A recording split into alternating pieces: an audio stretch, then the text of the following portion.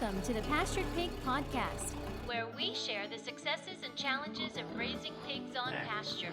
We talk to producers all over the country, from small homesteads to large commercial pasture operations. Whether you're new to pastured pigs or have been raising hogs for decades, we hope you hear new ideas and new perspectives on pasturing hogs. Here's your host, Troy McClung.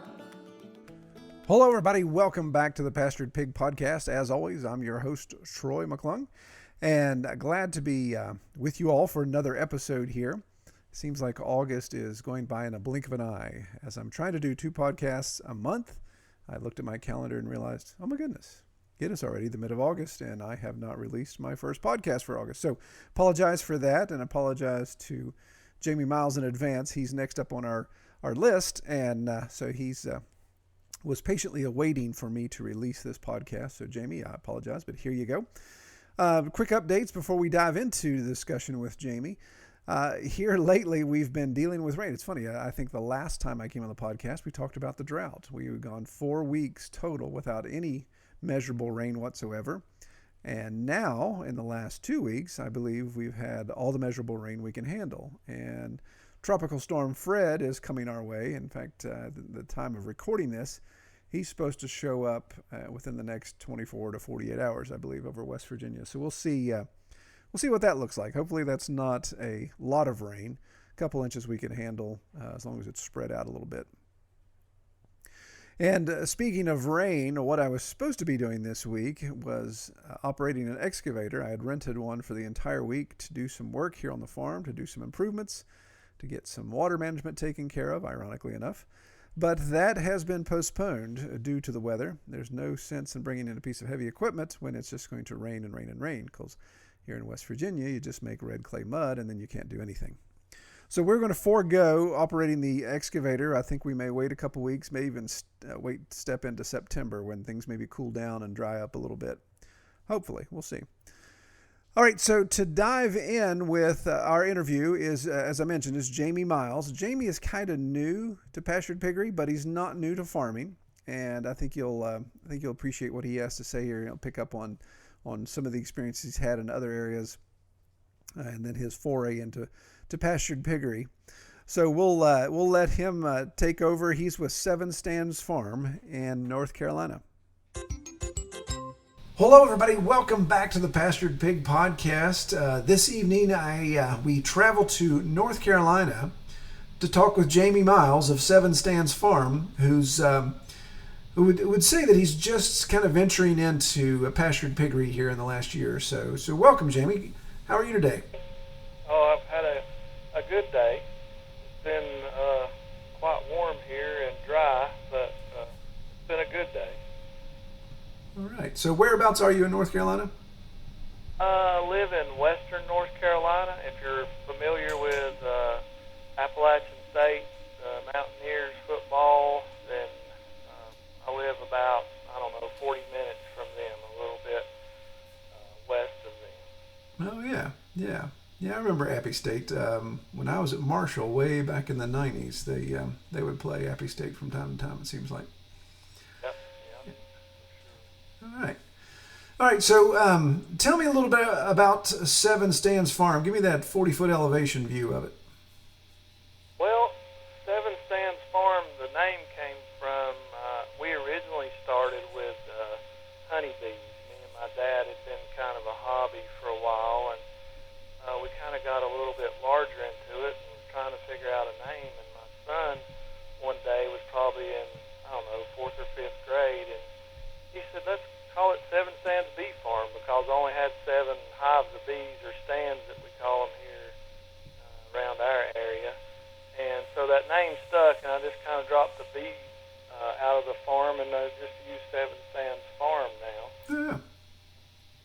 So we have done honeybees for a few years, and got into goats, but for the last 6 months, I've been into pigs, and went with a good friend, and he just wanted, actually I've been telling my wife for about 3 or 4 years I wanted to raise pigs and kind of get her to smile, because she come from a farm, and she said she hates pigs, but one day one of my friends says, I'm going to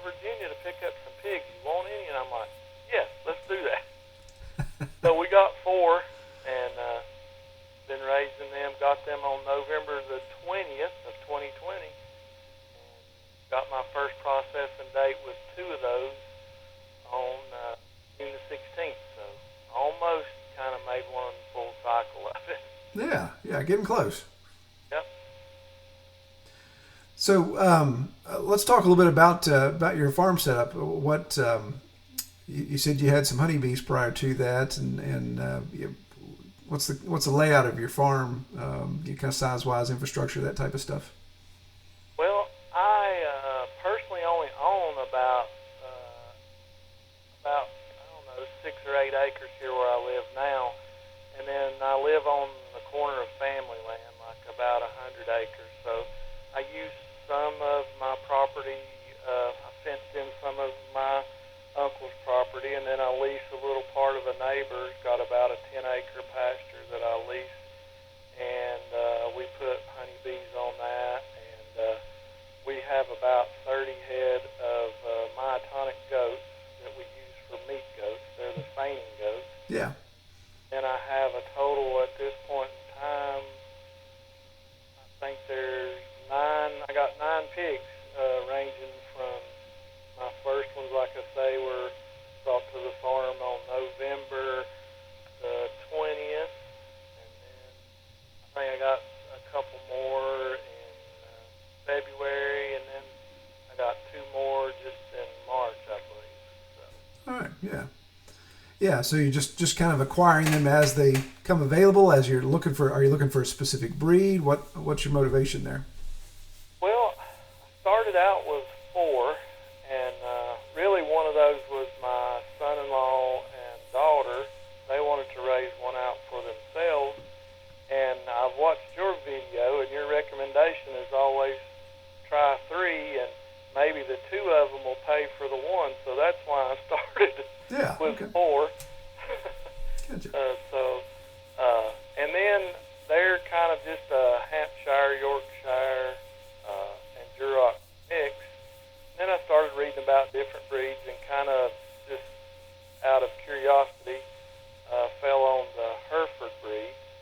So I got 3 of those from just, I actually found a lady lives within about 20 minutes of me that had them. I had no clue until I found her on Facebook. And just kind of, I won't say a novelty, but just to try something different than my friends and people have tried before. So I bought 3 of those, and then went back and bought 2 more.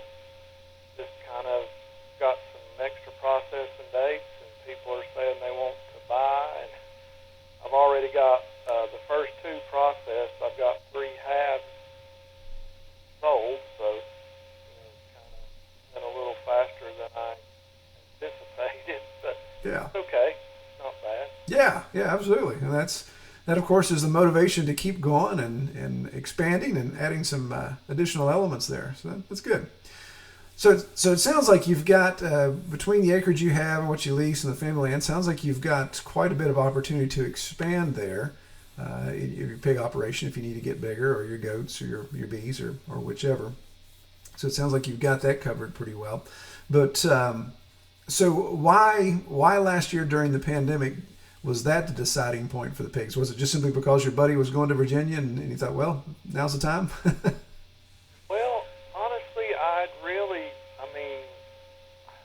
had watched videos of homesteading and videos of pigs for, just honestly years, and wanted to do maybe, pastured poultry for my own personal use. Then I kept saying, well, I want pigs, and every time I just kind of backed out or just didn't really pull the trigger, so to speak. And I think the pandemic may have kind of pushed that over the edge a little bit about being somewhat sustainable. I mean, I don't expect that I'll ever raise every bite of food that I need for myself, but I am happy and proud to be able to do, at least part of what we can eat, or even can, the farm can maybe make a little extra income or sell, as well. So I think the pandemic really had a little bit to do with kind of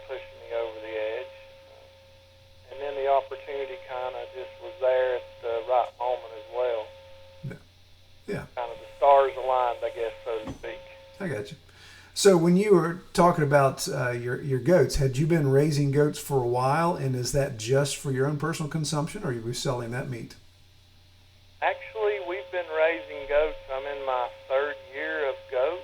That was the first animal other than a chicken. We had some chickens for eggs. I mean, 8 or 10 chickens was the most I think we got up to. But we had some chickens, and then that kind of led into me wanting to do something else. And I chose goats because I don't really feel like I have the infrastructure for cattle. They're kind of large. I don't, have really a tractor right now. I've just recently bought one and I bought it, needed some repairs, so we're in that process of that as far as the infrastructure. But the goats kind of just came about. I like goats, and I thought it'd be something neat to get into. And then we had a friend, and he gave us some meat, so we use it for our consumption as well as we sell sort of a breeding stock. We have a registered herd along with just some meat goat herd as well. So we got some just for consumption, some for seed stock, and some for show. So we're kind of in a little niche market with a feigning goat there as well. And then that led to the pigs. And I don't know how that kind of went from goats to pigs, but it just seemed like the right fit at the right time. Yeah, just seemed like a natural progression.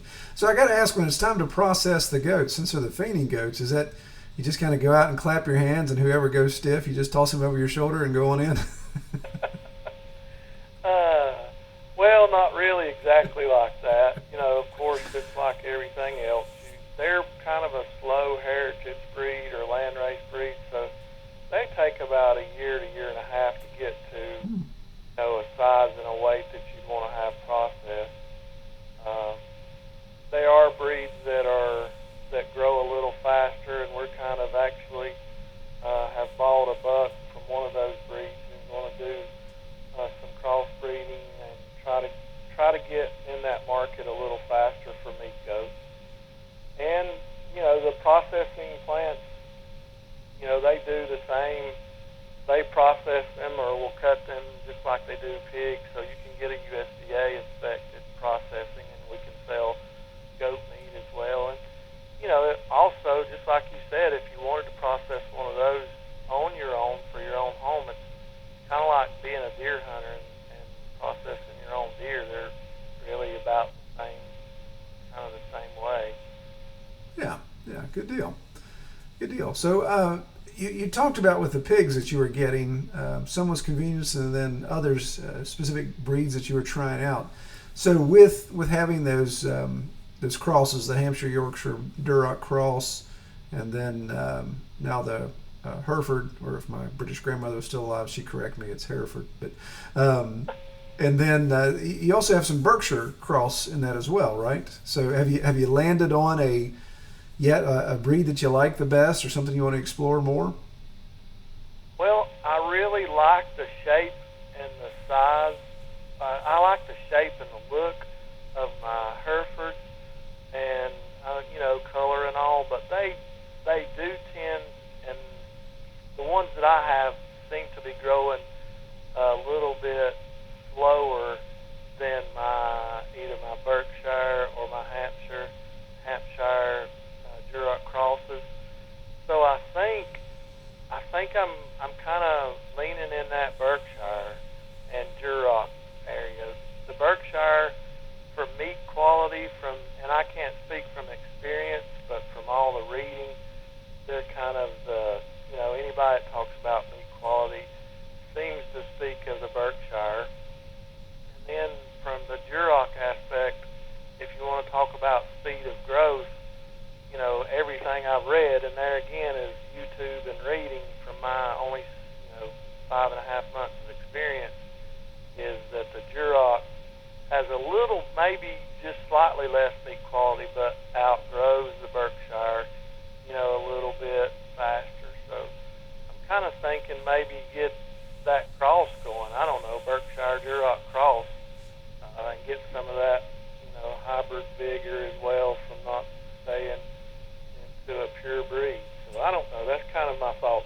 Yeah, yeah, definitely. Yeah, good. Well, it sounds like you've done some research and reading up on it, and that's key. And then, of course, the experience you get and what you have on farm will be the real telling point there. So let's talk about your setup a little bit, and maybe let's start here since you're kind of just breaking into pigs. What would you say right now, Jamie, has been your biggest challenge getting into pigs? I'd say the biggest challenge is knowing. I guess the biggest challenge is knowing when to move. I'm really wanting to do kind of, small paddocks and moving them because I don't have this huge, large area of space to put them in right at this moment. So just trying to get that fine line of you don't want it to look like a moonscape, but, you want to get as much time out of one area as you can. So the movement on them has been really, really kind of hard to figure out for me. And of course, you think you get it figured out, and then they've gained 50 pounds, looks like overnight, and then you got to move them quicker because they're much larger than they was almost a week ago, seems like. Yeah, they're definitely a curve to that when it comes to the consumption from day to day as they get bigger. So, how do you have your? How would you describe your pastures right now? Are you good, pristine pasture? Are you kind of overgrown? Are you woodlot? What are you working with right now? Well, actually, I'm working with probably 80% woods, and then along the edge of the woods, kind of that rolls down into a creek, probably 20% pasture. Definitely not pristine. It was all grown up. And the reason my neighbor my neighbor let me even put pigs there on the lease, he was kind of a little bit, when people think of pigs, they think of moon craters, of course, but he had a set of woods that he wanted cleaned out a little bit that's gotten really overgrown that my goat pasture didn't kind of take in. So I talked him into letting me put some pigs on there, and we're running basic like a poly braid with a couple of wires after we've done a training pen, and that's what we're keeping them in with. They seem to really like the woods more than they like just the open pasture or grass. I mean, they eat it and root it, but they tend, in my experience, what little it is, they love to stay in the woods. Yeah, especially I assume this time of year, that North Carolina sun would really be encouraging to be in the woods as well. Absolutely. So with that fence set up, as you move them, is that do you have like a permanent backbone up in the woods and then down near that creek, and then you have dividers, or you just kind of doing everything temporary right now just to see how it flows? Well, I have a permanent backbone fence. It's kind of the back side of my goat pasture, which is in like field fencing, and then I just took two wires, or actually one wire, and ran along the creek, right on the edge of the bank of the creek. It kind of just zigzags up the creek several hundred yards, and so I actually have a fence on the top above and a fence below, and then I just run temporary wires between the two of them. Yeah. And the bottom one is hot. Of course, the one next to the creek is where my basic hot wires, both of those are. And then, of course, I just use like a bullnose or a donut insulator and tie it to a post on on the backbone of my fence, my mesh fence. I'll just run just kind of domino down the line each time. Just move it and let them move over, and then I'll put another one up and let them in the new paddock, and then take the wire down, the third wire from behind them. So two sides of my fence are what you would say permanent, even though one of them is the poly wire, and then the ones in the middle just keep getting moved forward. Yeah, good deal. 3 weeks or so. Yeah, that makes sense. Kind of like a one-legged alleyway setup where you're just moving those. In my mind, I'm picturing vertical. So you're moving those vertical so you can get them to move left to right or right to left pretty easily. Yeah, exactly. And something that I really found out about that system that works great for me is, of course, when you get set up for the new paddock, you basically have 3 wires there, 3 vertical wires for a short period of time. And if your pigs don't want to move, I just pull the feeder in and fill it back up, and I just leave, for 30 or 45 minutes, and inevitably every time I come back, they've just walked themselves over, and I gate the other one, the middle wire off, and then I can just go to the one that's the farthest back and roll it up and get ready to move it over to the next one. So yeah, good deal. I'm not really pushing them or, stressing them, I guess. I'm not stressing myself, I guess I should say. I'm just sort of letting them do their own thing and move over when need be. Yeah, that's nice. When you do that, when you have those individual paddocks and do that leapfrog process with that wire and be able to just let them move at their own pace. Usually their stomachs will win out over their trepidation at some point. That's one thing that I've totally learned. If you want a pig to move, just let the feeder run out for a few hours, move the feeder, and then pour the food in, and their stomachs will do the moving for them. Yeah, that's how Kelly motivates me most of the time as well. So yeah, it's very effective for a lot of people. I think my wife would say the same thing. Right. So with that setup, how are you providing water to them? Are you able to take advantage of that creek to be able to pump some water out, or are you transporting, or do you have hose, plumbing, that type of stuff? Well, it's funny you ask. I emailed you, I don't know, back when I first starting to build the infrastructure, knowing my pigs were coming, and asked you about, how would they erode the creek bank and all. And since it's leased land, I didn't let them go into the creek because you said, they would kind of wear it out coming up and down the bank for sure. Yeah. So my biggest concern was going to be water, and the crazy thing is I started just, again, YouTube and just sit at night and look for cheap little pumps, and I actually found what's called a drill pump. Mm-hmm. It's about the size of a baseball or something, but I hooked my cordless drill to it. I got one end that sets in I got one sort of a suction hose, I guess. It's just a piece of half-inch hard plastic pipe that sets in the creek. And then I just use my cordless drill, and I can fill up my 55-gallon barrel, one of them, with one battery in about 7 or 8 minutes. So oh, good. Wow. The system has I was really skeptical of it, but on Amazon the price was like $11, so I really wasn't out that much. Right.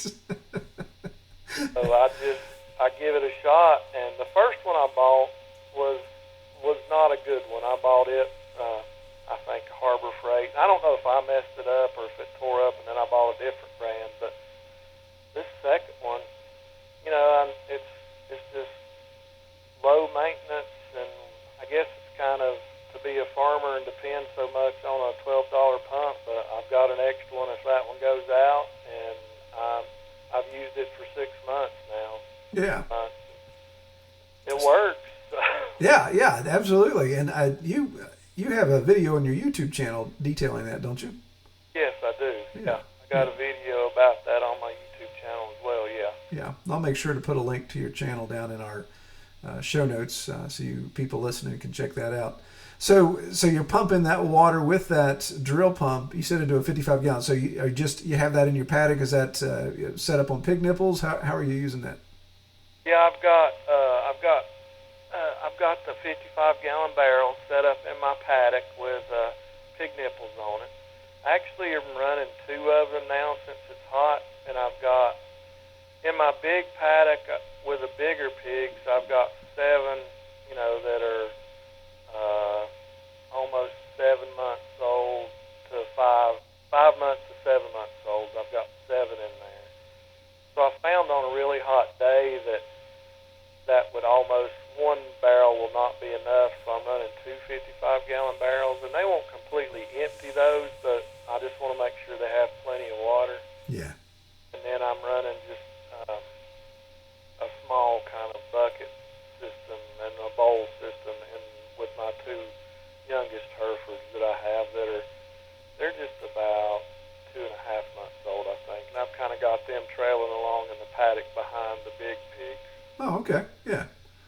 So just to tag along there. That was what I was going to ask you, if you had a separation process. But even with your 5-month-old and 7-month-old, are they distinguishable enough in color or size that you can tell them apart? Or have you tagged them? Have you run into anything there?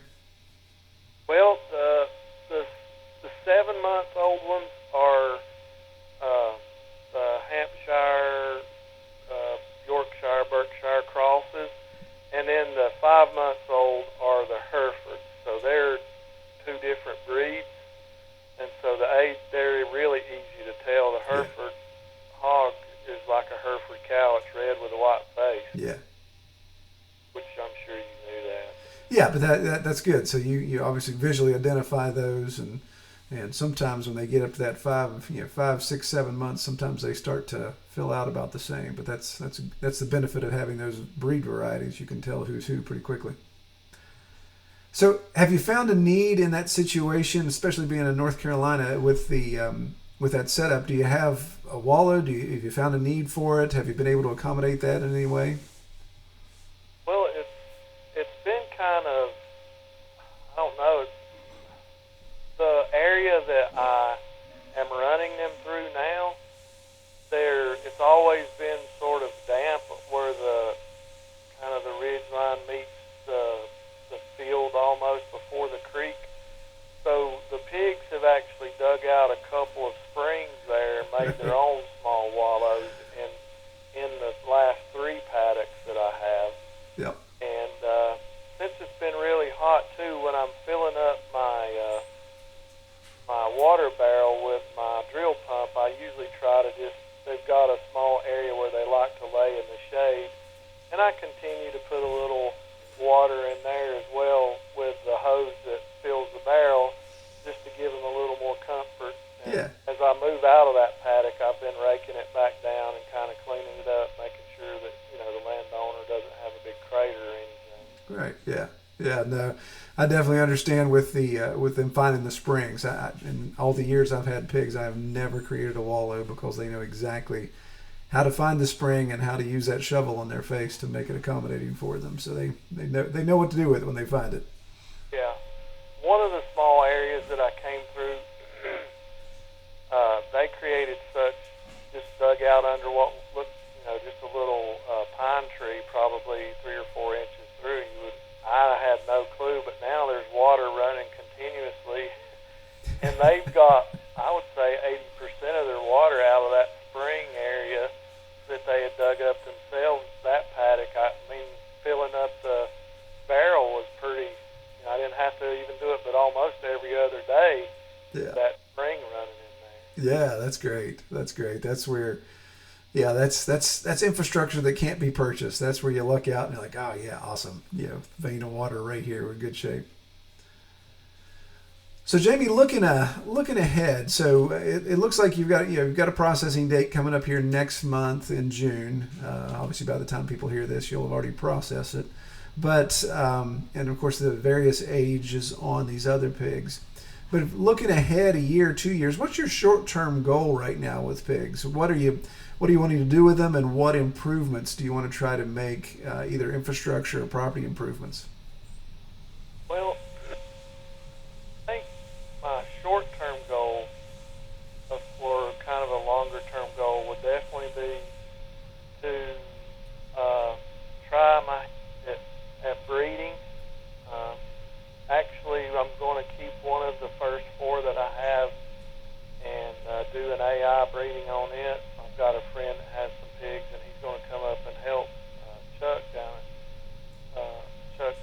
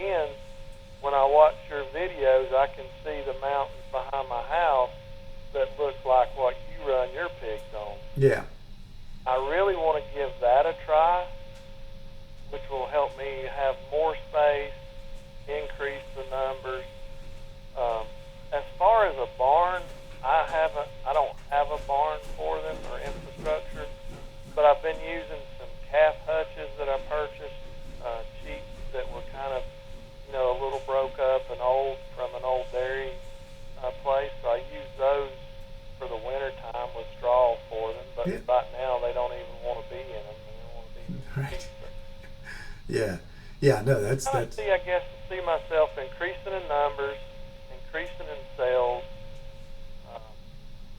I really, really, really would like to, in a few years, be able to retire from my public job and maybe come home and be able to make enough income to kind of do my own farming thing.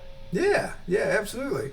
You can do that, like the school pension, kind of cover the basis, and that way you don't have a big nut to crack with the farm. That'd be a good setup. Yeah, exactly. Yeah, I like that. All right. So, what about you already said a barn? Are there any additional infrastructure, maybe purchases? I think you said something about maybe a tractor, or you got a tractor you got to do some work on. Are you looking at any big investments here over the next couple of years just for your pig operation? Well, I really don't know for the pig operation. I am in the process of purchasing a tractor. I have got to the point that filling up pig feeders and moving things. I need a tractor, unloading feed and this and that. So that's my first big purchase.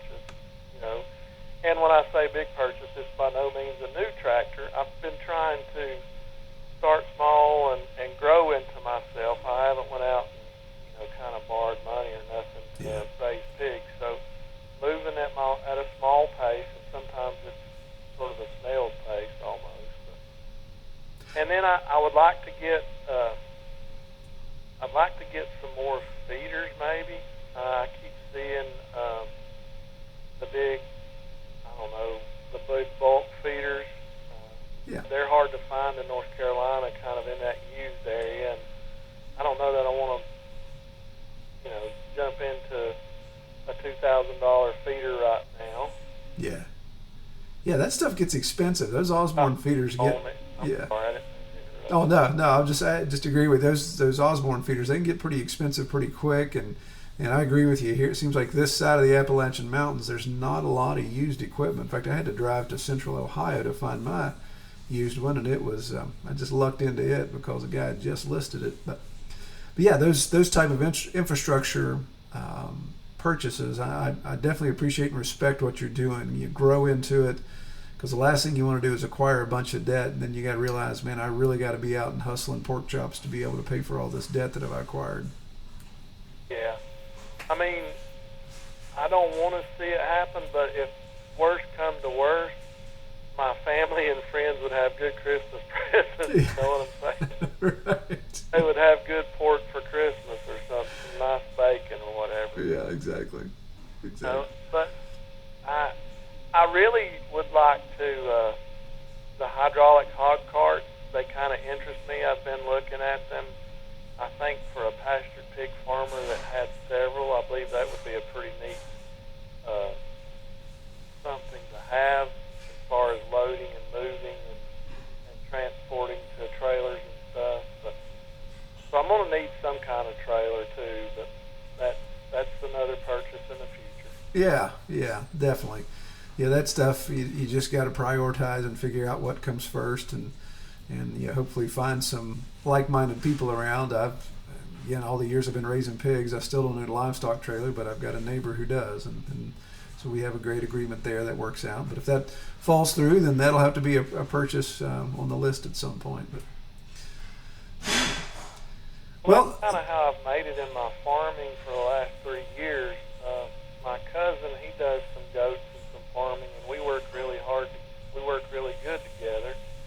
He's got tractor and he's got post driver, for fencing, and he helps me unload feed and stuff for pigs and goats. And I have room to store, bucks for breeding, so I furnish bucks to breed his goats because he doesn't have packs. So, I've found that my community and family, working back and forth, we can help each other as well. And the small farm, homestead kind of aspect of it, there's always that barter system that's worked out really good for me.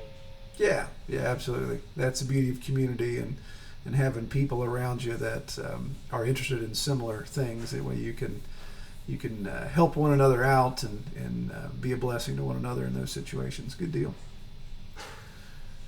Well, Jamie, I'm going to let you go here soon, but I gotta ask you the question I ask everybody. And in your experience so far, what is your favorite part about raising pigs on pasture?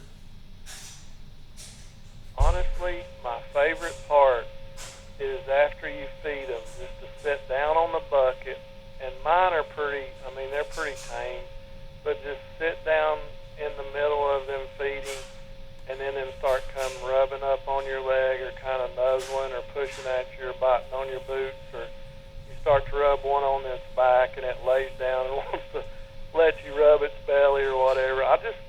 They're not the dumb animal that a lot of people think they are. They're really fun for me to raise. They're just, I don't know what it is, but just to sit down and scratch a pig's back while you're sitting on the bucket in the paddock is just relaxing me to come home. Yeah. And after a day at work and just come feed my pigs and sit down. Awesome. Yeah. No, I agree. It is extremely entertaining. It's way more entertaining than anything you can watch on television these days. So. That's for sure. Yeah. Well, Jamie, if people want to find out more about Seven Stands Farm, where can they find you online? Seven Stands Farm on Facebook. I have that. Of course, you've already said I have Seven Stands Farm YouTube channel, and I'm working on a website, which I don't have that up yet. But Seven Stands Farm on Facebook is the easiest way to find me. All right. Well, I'll share that in our show notes so you guys can, those of you listening, can check that out if you would be so inclined. Well, Jamie, I appreciate you coming on the podcast, and man, I hope like me, I hope we both get some rain sometime soon. I think we're forecasted to get it tomorrow, so hopefully you'll get some of it too, and we can get some of these dry spots filled back in. Well, thank you very much for having somebody with as little experience as I have on there. I sure do appreciate it. Oh, no, it's good. I love talking to all the eclectic variety of guests that we have, but I do enjoy talking to startups just to see what people are getting into, and I think it really helps encourage other people that are thinking about starting, and hear that it doesn't. You just did a great example of showing it doesn't take a ton of startup capital. It doesn't take a ton of land. It doesn't take all these huge investments. You just start at a point and get going. So no, I think it provides great insight, and I appreciate you sharing. Thank you. All right, man. Well, I pray you have a good evening and a good rest of the week, and we'll talk to you later. Well, I appreciate Jamie coming on the podcast and sharing his experiences with us as he's starting out. I think some of you that have reached out to me, or I've reached out to you, we've had some discussion, are a little reluctant because you just don't have a lot of experience under your belt, and you're kind of worried that what can I really add to the conversation. But I find those conversations just as intriguing as people that have had years and years of experience, simply because it's one of those things we can all remember back to those days of first starting out. It kind of can either be nostalgic for us, it can actually make us a little nauseous because we think of some of the things we went through. But I just love all the different perspectives we get in these interview processes, and I hope you guys enjoy them too. Well, I'd be remiss if I didn't shout out our Patreon supporters. Again, I appreciate all of those who have taken the time to go on Patreon, support what we're doing here, and help invest in the expansion of this. We are so close to reaching our first 20 supporter benchmark, where we'll turn on some additional features that I'm hoping to have ready by then. So I'm hoping the two will collide about the same time. But just want to enhance the media presence of pastured pigs when it comes to audio and digital presence and those type of things. Just continue to hopefully be an asset to those of us that are raising pigs on pasture. So check that out if you haven't. Again, just as little as $5 a month would be a great help for us and allow us to move up to the next level. Still keeping our fingers crossed that our IT situations will improve here as soon as Starlink technology becomes available, where they said it would be before the end of 2021. So here we are wrapping up, almost to wrap up the 8th month. So there's just a handful of months left. So hopefully we'll get that, and that will allow me to have much better audio quality and some other key features that we can add, even do some live chats hopefully in the future. All right. Well, I appreciate everyone listening and appreciate the feedback. If you would like to be on the podcast or you know of a topic you'd like us to discuss, by all means, visit redtoolhouse.com/pastured pig podcast and just give me a comment there in our contact form and we'll see what we can do. All right. I pray everyone have a great week. Take care. We hope you have enjoyed this episode of the Pastured Pig Podcast. To learn more about our podcast or to submit topics or recommend guests for future episodes, visit redtoolhouse.com.